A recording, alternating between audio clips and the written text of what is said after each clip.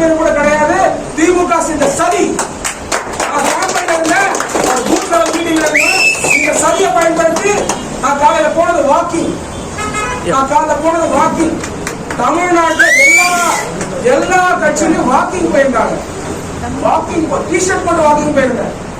உதயநிதி ஸ்டாலின் அவர்கள் டி-ஷர்ட் போட்டு சட்டசபைக்கு போயிட்டு இருக்காரு. நான் டி-ஷர்ட் போட்டு வாக்கிங் தான் போனேன்.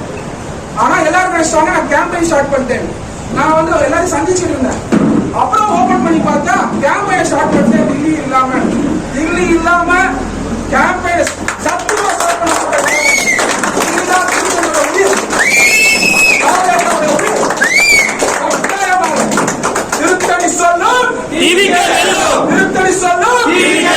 திருத்தணி சொல்லும் சாமானிய சின்னம், இளைஞர்கள் சின்னம், தில்லியின் சின்னம், தளபதியின் சின்னம், சத்யகுமாரின் சின்னம், அகிலுடைய சின்னம், ஸ்டாலின் அவர்களுடைய சின்னம், முதலமைச்சர் ஸ்டாலின் அவர்கள் சின்னம்,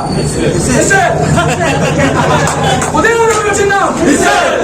எல்லா சட்டமன்ற தேர்தலில் 2034 தொகுதியிலும் தாவேகா வென்று